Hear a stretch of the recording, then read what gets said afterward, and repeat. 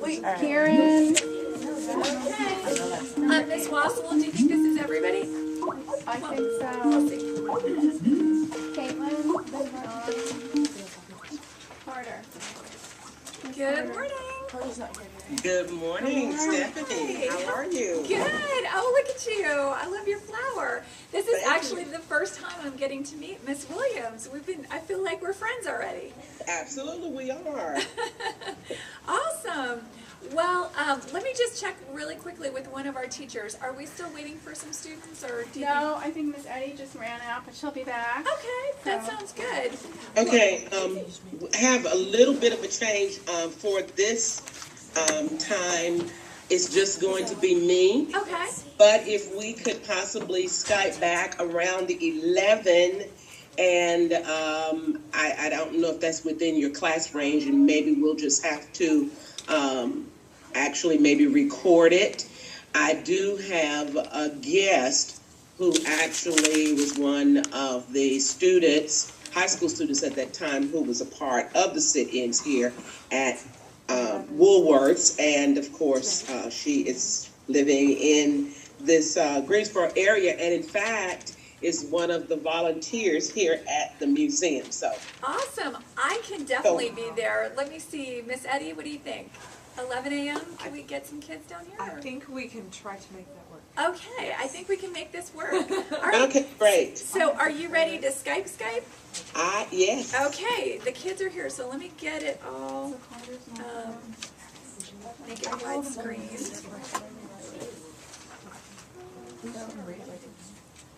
So they can see you and you can see them.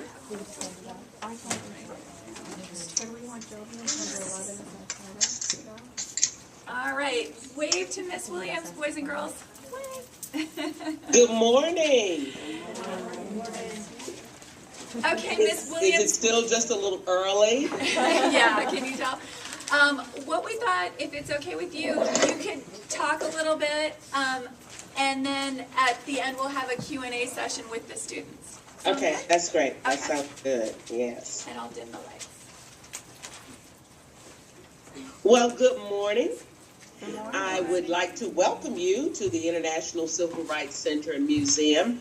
I am located right now in one of our classroom spaces, and in fact, downstairs on the street level, we have a number of students who are already here for tours today. We have groups coming from North Carolina as well as from outside of the state for tours today. We have a group of 8th graders who are here now, and then later on we're going to have some high school students who are actually on a tour to various colleges, universities throughout the South and Midwest on their spring break tour. So we're very excited about it, as we are on any school morning. We generally will have 200 to 400 students who actually come through our building and take a tour and learn some things about the history.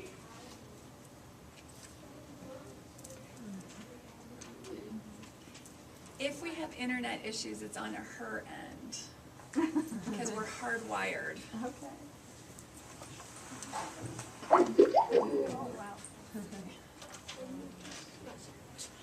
Very bad.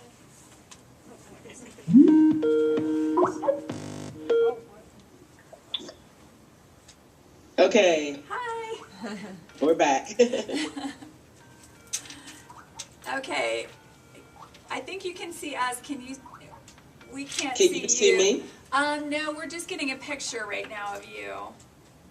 Okay, let's see what has happened. There we Now, go. can you Now see we me can now? see you. Thank you. Good. Okay, we can see you.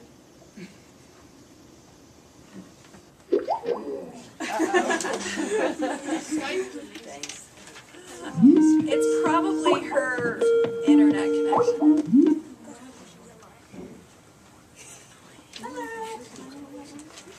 Hello.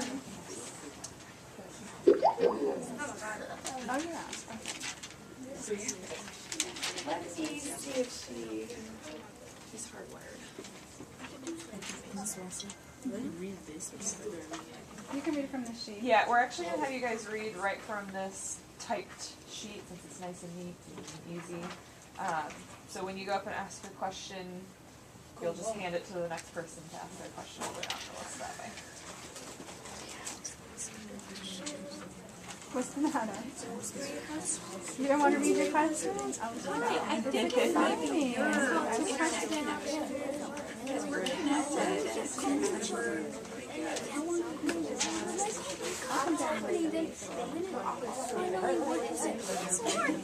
In my Skype, probably like.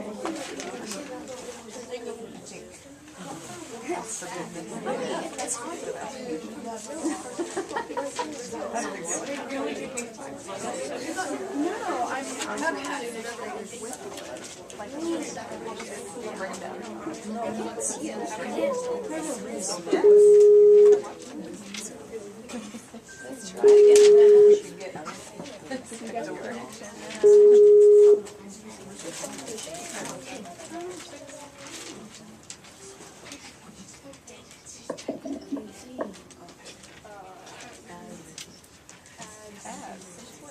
Okay, okay, there you go. I can see you. Good, okay, thanks. Yay. All right, so here we go again. I'm gonna keep talking about the significance of this particular building that was once what we call a five and dime store, or a store where you could buy a wide variety of items at very low prices. I guess today we could compare it with the Walmart or the Dollar General. And it was in this building on February 1st, 1960, that four very courageous young men who were students at North Carolina Agricultural and Technical College actually came to the building and sat down at what was then a segregated lunch counter. Now, according to the laws and practices of segregation in Greensboro, as well as here at Woolworths, African Americans could not sit down at the lunch counter and have a meal. They could order from the menu, however, but they would have to stand at the end of the counter waiting for the food to be prepared. Once the food was prepared and they paid for it, they carried it out. They could not sit down at the lunch counter. So on that afternoon, February 1, and it was a Monday afternoon, 1960, those four young men came to the store. They purchased some school supplies and some toiletries, and then went to the lunch counter, sitting down at the counter, asking to be served a cup of coffee. They had a strategy in place. They knew that it was against the law, but they wanted to be able to say to the waitress or whoever would assist them at the counter that they had already been served as customers in one part of the store, and there was no reason that they could not be served as customers in that part of the store at the lunch counter. They were refused service. The waitress asked them to go stand in the line where they could pick up their orders. They refused. The manager, who was Mr. Harris, came and instructed them that they were to leave the counter. They did not move. Mr. Harris called the police, and in fact, it was the chief of police who came over and assessed the situation. He told Mr. Harris, I'm not going to arrest those young men because the store is going to close in a little over an hour, and those young men will go back to the campus, and that will be the last that we see of them or hear from them. Little did the police officer or even Mr. Harris have any idea that not only would those four young men come back, the next day they would bring friends with them, fellow students from North Carolina Agricultural and Technical College, and eventually by the third day, there would be students also from Bennett College for Women, which is a historically black college in the Greensboro area. And there would also be 3 white women who were students at Women's College, what is now UNCG. Eventually, students from other colleges in Greensboro would become involved, Guilford College as well as Greensboro College, and students, high school students from Dudley High School would also become involved and be a part of the sit-ins. And the sit-ins lasted from February 1 to July 25th of 1960. And as more and more people became involved in the sit-ins, also including some citizens of Greensboro, it did bring about a change as far as people being able to sit down at the lunch counter here at Woolworths and have a meal. African Americans as well as whites were able to sit as of July the 25th, 1960. When those first persons who actually, African Americans who were actually able to sit down at the lunch counter and have a meal that very first time, they were actually 4 African American employees who worked in the lunch counter area. So you might have questions for me or want more clarification about the lunch counter sit-ins. Let's see if we have any questions from the class. We have some more general questions about the civil rights movement. if that's Okay, we've got general questions about the civil rights movement. Sure. All right, Cece.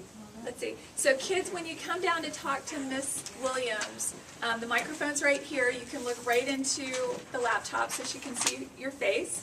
And just make sure you introduce yourself. Tell her who you are. Right there. Hi, Miss Williams. Good morning. I'm Cece, and my question is, who inspired you to educate others about the civil rights movement? Well, you know what, Cece?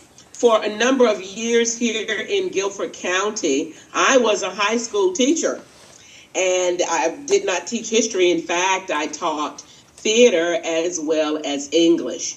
And once I retired from teaching in the Guilford County school system, I decided that maybe I might like to, in fact, work on a part-time basis here at the International Civil Rights Center and Museum, and became a tour guide, which also includes working with the educational program for students like you here at the museum. And a lot of the information that I have learned about the civil rights movement, in addition to what I already knew, has come as a part of that educational program, and continuing to want to share this story with young people your age or even younger students who come here wanting to know about the civil rights movement. I was born and lived here in Greensboro during the age and the time of segregation. I do remember this event going on, the sit-ins going on here in Greensboro, but I was very young at that time and, of course, did not participate in them. Thank you very much. You're welcome. Okay. Who's next on that list there, Cece? Who's on the next list? Andrew? All right.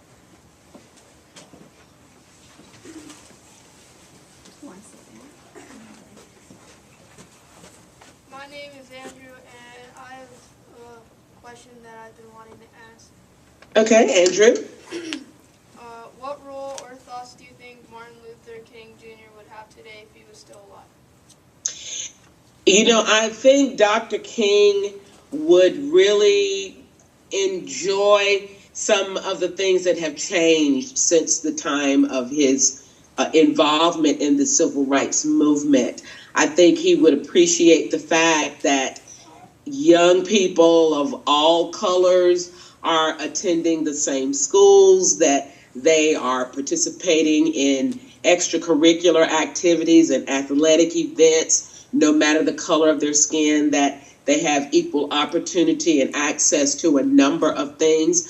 I do think that perhaps a lot of his work would have gone beyond the civil rights movement to an economic movement, which was a part of what he became involved in the latter years of his life, not just making it available civil rights or the rights of citizens, no matter the color of their skin. But I think he would also be working to make sure that people, no matter their economic status, or even their social status, as far as where they live and what access to housing and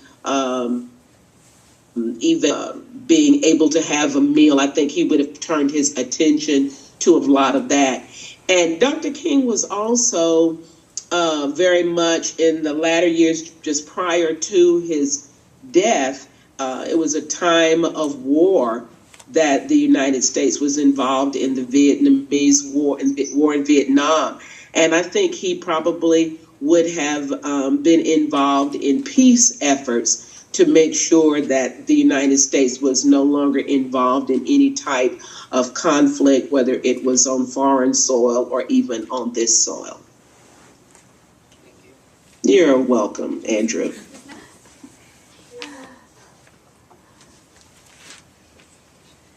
Miss Williams, the 7th graders have been studying a lot about civil rights this year, not only about the civil rights movement in the United States, but also the violation of civil rights with the Holocaust and Japanese internment camps during World War II. So they have some prior knowledge to this. Okay? Good. Introduce yourself. My name is Savior, and did you ever hear Dr. King speak? And if yes, what was the experience like? I did not personally hear Dr. King speak, or in person, I should say. Of course, I did hear many of his speeches across the television or the radio as well.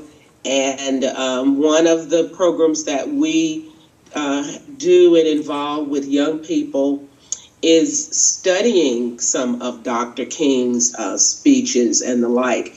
I taught a course in African American literature when I was teaching in high school, and Dr. King's speeches were a part of our curriculum, and being able to study the written transcript for his speeches was really exciting, because he was a phenomenal speaker. He was a very brilliant man, and to look at some of the elements in his speeches, the use of repetition, alliteration, as well as his being able to paint such vivid pictures in the minds of his listeners. Of course, he was a preacher as well as a speaker for civil rights. So though I did not have a chance to hear him in person, with recordings,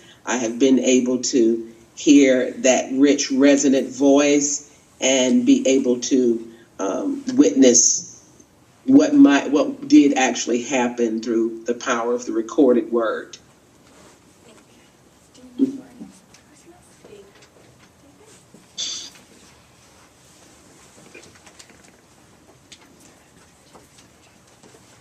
Hello, Miss Williams. My name is David, and my question is, were you personally affected by the civil rights movement? And if so, what was the final result of you being a part of this movement? Well, for the greatest part, I would say growing up here in Greensboro was the effect that the civil rights movement and all of the outcomes would eventually affect me as a student in school. I grew up in Greensboro going to segregated schools. On my side of town, way back in the day, I walked to school every day to Blueford Elementary School, and then to Lincoln Junior High School, and then to high school across the street from the junior high it was at that time, to Dudley High School. and I saw some of the changes that came about through the civil rights movement.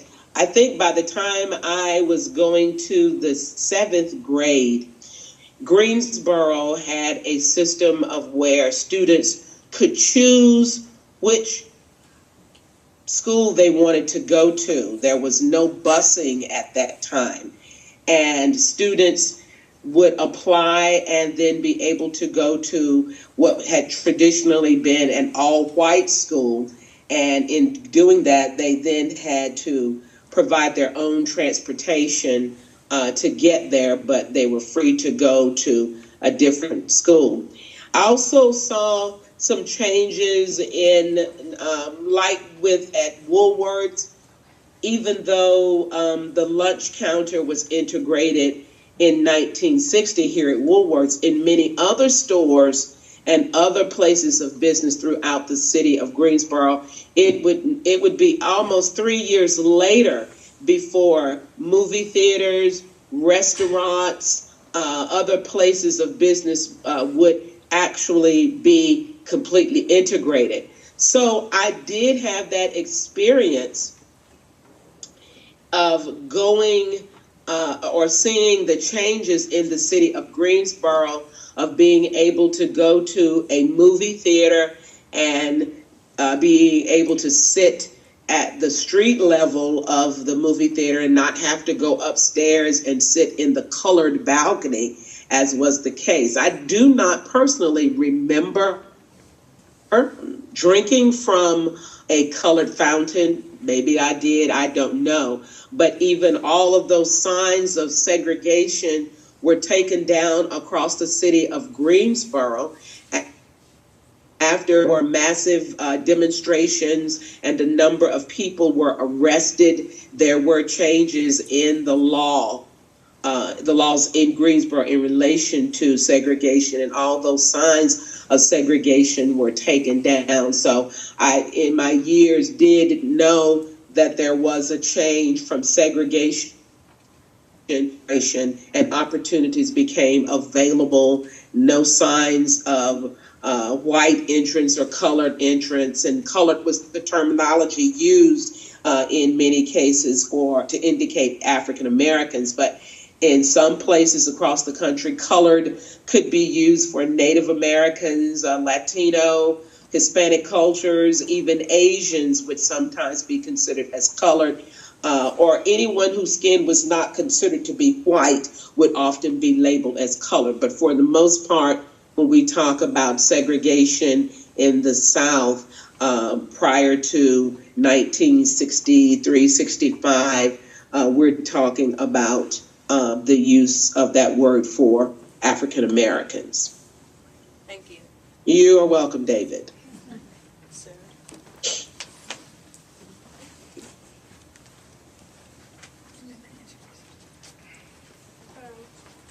My name's Sarah, and Hi, Sarah. my question is, what was the most important thing that happened to you during the civil rights movement?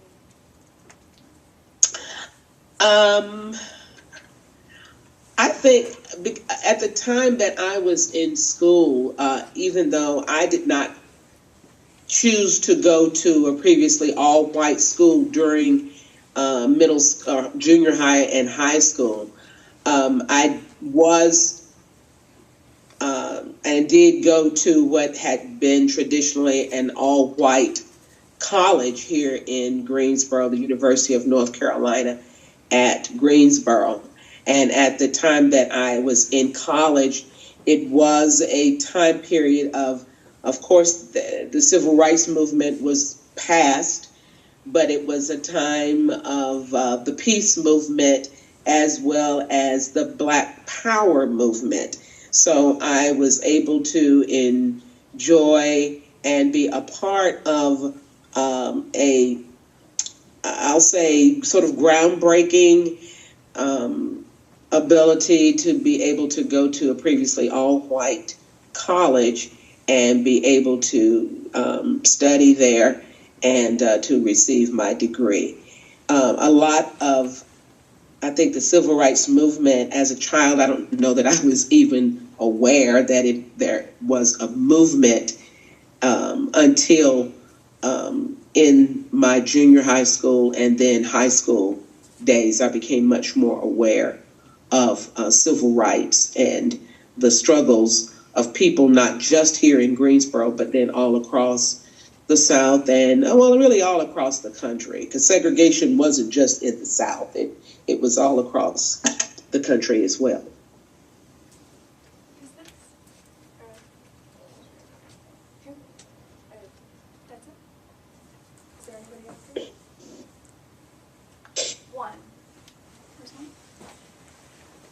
And Ms. Williams, while Juan is coming up, I had a question. So, as a child of the 60s, Yes. I understand a little bit about the civil rights movement. A lot of that had happened before I was old enough like you. But I'm surprised when I'm talking with my students that sometimes they don't understand why separate wasn't equal. So could you talk for a minute about why separate is never equal and why segregation was wrong? The biggest thing I think when we talk about segregation and about separateness is that it locks people into categories unfairly because someone has made a decision or made a choice that someone else is not as good or not the same and should not be given certain privileges. We talk a lot of times here at the museum about, was it fair to African Americans not to be able to sit down at the lunch counter based strictly on the color of their skin? And the answer is no, it was not fair. Even though for a lot of Greensboro, in the days of segregation, there were businesses owned by African Americans. There were restaurants and other places where African Americans could eat and could sit at the lunch counter. But by the fact that this store and other places opened their doors and allowed them to come in store and to purchase items, and that was a part of the basis of the strategy for those 4 young men. They could come into the store and purchase school supplies and other items. At Woolworths, you could get dishes for the kitchen, curtains for the bedroom, and tires for the car, all right here under one roof. But then because of the color of a person's skin, they could not sit down at the lunch counter and eat the meal at that counter. It wasn't fair that economically, it wasn't fair socially, or even as a part of the rights that were guaranteed by the Constitution, with the 13th Amendment that brought to the Constitution that brought an end to slavery in this country. And then the 14th Amendment that gave full citizenship rights to all people, no matter the color of their skin. Even if they had previously been slaves, they had the same equal rights that anyone else had who was a citizen of this country. And then with the 15th Amendment that gave the right for, at that time, men of color to be able to vote. It wasn't fair that even with those changes in the Constitution, that there's still a group of persons who made the determining factor as to who would be able to have certain privileges, rights, or opportunities. And those were things that were guaranteed by the Constitution, and certainly with the belief of the statement from the Declaration of Independence of believing that all men were in fact created equal. Our history shows us we have not treated everybody equally. And when we talk about separate but equal, it's never that case. Anytime you separate people because of a difference that they have no determination on, you're not being fair. And equality is about being fair with the same rights for a person living in this country, no matter the color of their skin. Think about if it was reversed, if African Americans were actually those who determined who sat at the lunch counter. Would it have been fair to say, no, your skin is white, you can't sit here? So sometimes that idea of segregation, maybe just think in terms of if it was reversed and if someone said, I couldn't do something because of the color of my skin or the color of my hair or the color of my eyes, or because I live at a certain place in town, I can't have the same privileges as other people. Hello, Ms. Williams. My name is Juan, and my question is, how do you see your role today in the ongoing process to achieve equality for all people? Well, I think there are a lot of areas, a lot of phases of equality for people because obviously I'm a woman, so I am concerned about women's rights. And then also as an African American, but mostly as a citizen. And as I am getting a little older, you can probably see some of the gray in my hair.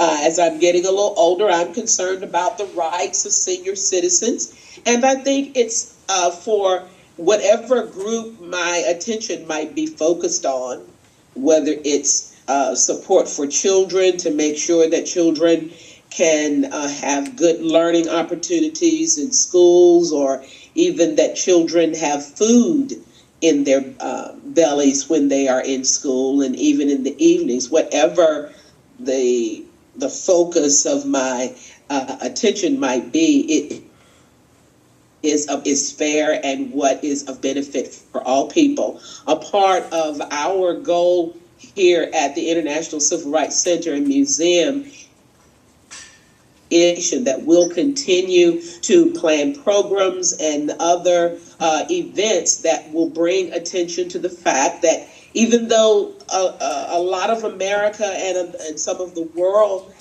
has changed, there's still more change that needs to come. Our country, right in the election year for a new president, as people are voicing their political, they believe to be their political rights, and in this election process, we still realize that there are things that need our attention. If it's going to be, as President Obama said in a speech in 2008 at the Berlin Wall, which was the site of a wall that had previously been there separating East and West Berlin, Germany. It was a wall of communism. And in that speech, President Obama talked about walls coming down,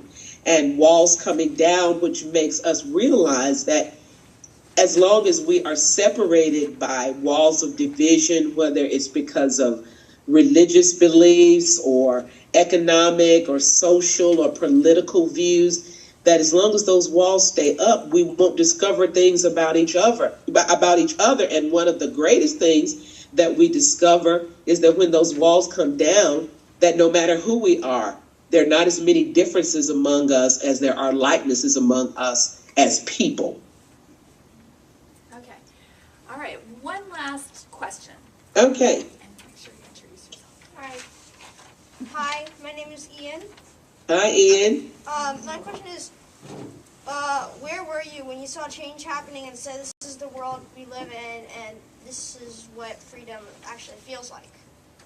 Well, I would probably have to go back to being a student in high school when I did become much more aware of what was going on around me, of knowing that I could experience a number of things because the Civil Rights Act, the Voting Rights Act had been passed was passed in 1965, that gave me the right to be able to vote. At that time, of course, I wasn't old enough to vote, but when I became of age, one of the first things I did was to register to vote. And I think that right to vote as a citizen of this country is one of the most important and certainly a very precious right for me personally. And I consider that one of the freedoms that I can enjoy,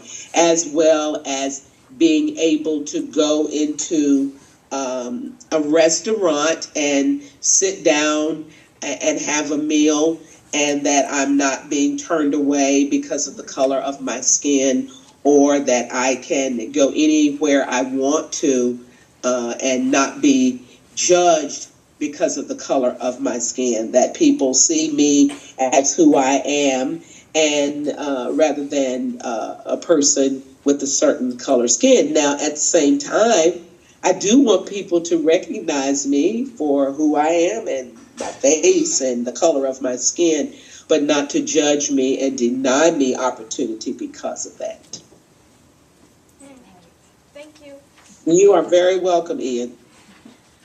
Well, Ms. Williams, thank you so much. We appreciate your time today. We appreciate the work that you're doing at the Civil Rights Museum. And hopefully, we've got sort of a plan in works. Maybe next year we'll be able to see you in person. Well, I hope so. In fact, as I told you, we have a program here at the Civil Rights Museum where people fund students being able to come to the museum and to be admitted free.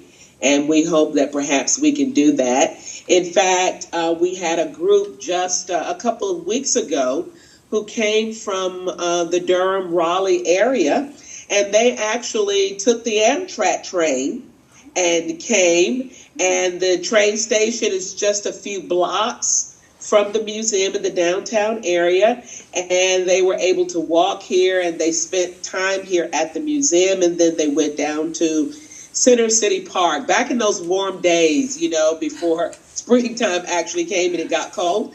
But they were able to enjoy almost an entire day here in the downtown Greensboro area, visiting us and participating in programs that we designed for them. So we look forward to your coming. That sounds awesome. Train rides and history. I Yes. volunteer to be a chaperone. All right.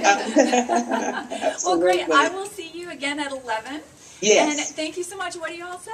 Thank you. Thank you. It's very nice meeting you. Good questions as well. Thank you. Bye. See you in a little bit. All right. Bye-bye.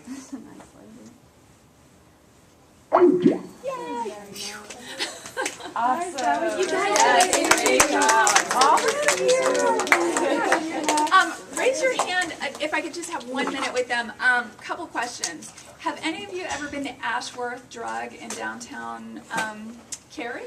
No? Oh my gosh. Do you know where downtown Cary is? Academy Street. If you ever get a chance, if you're down there, sometimes you go down for lazy days with your parents. That's that big craft festival. It's actually, I think there's one in the springtime too, spring days. Try to step into Ashworth Drug, because it is exactly the way it was back in 1960 at Woolworth. There is a counter where you can sit to this day and eat lunch at, and you can get a malted milk or a milkshake or hot dog, whatever.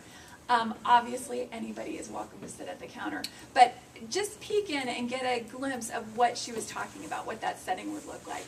And secondly, does anybody know if they have any plans to travel to Greensboro in the near future? Okay, Ian, if you're in the neighborhood, try to talk your parents into going, even if it's just for a half an hour, and see the lunch counter. This is a really important part of American history, not just North Carolina history. And it was a movement that changed the world, not just our country. So try to do that. Thank you all so much, and hopefully we can work out something for 11 o'clock. Come back at 11. We're going to make it happen.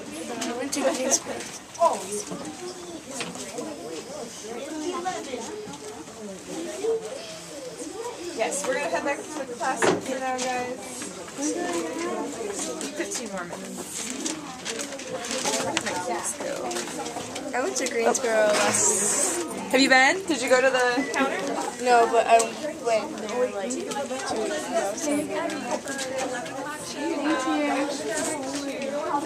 Good song, Savion. Did you like it? for being so flexible. Oh my gosh.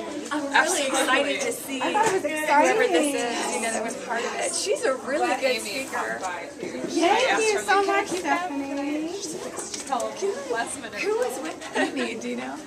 He's shadowing. He's becoming an admin somewhere. Oh, all right. I'm thinking, I'll talk to you, but I'm thinking we really should get something for Che Guevara.